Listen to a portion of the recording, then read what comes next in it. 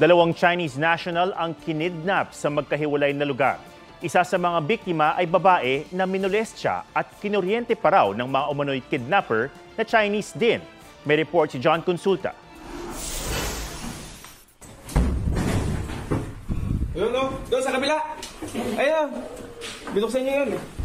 Walang kawala sa mga tauhan ng Binyan Police ang tatlo umanong kidnapper na Chinese nang salakay ng isang bahay. Reklamo ng nakatakas na biktimang Chinese. Dinukot siya ng mga suspect noong Lunes nang pumunta siya sa isang inakala niyang business meeting sa isang hotel sa Parañaque.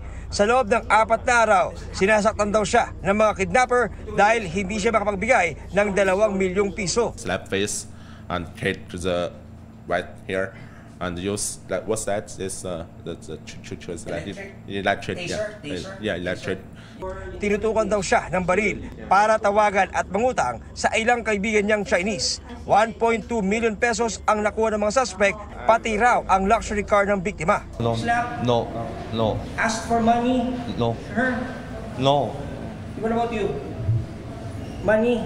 You ask money from her? You kidnap? You kidnap her? Kidnap? No. No? No. What about you?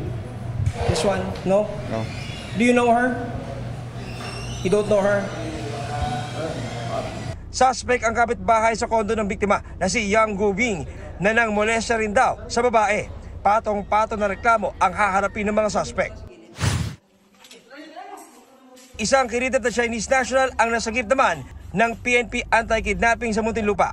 Nakagapos ang paa at nakaplaster ang bibig ng biktima. Base sa investigasyon, tila sinundan ng mga kidnapper ang biktima mula sa isang hotel sa Parañaque at nang nasa bandang Central Luzon na, dinukot siya. Nagde-demand po ng 3.5 million po yung mga kidnappers. Agad na nahuli ang tatlong suspect kabilang ang mismong driver ng biktima. Immediately dispatch personnel to conduct tracking and operation doon sa area. Maaaring na-profile niya, no?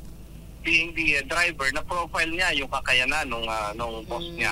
And then, natokso siya. Isang tinitingnan natin ang gulo, no?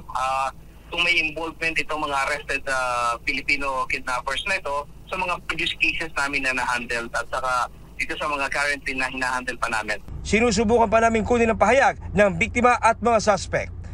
John Consulta, nagbabalita para sa GMA Integrated News.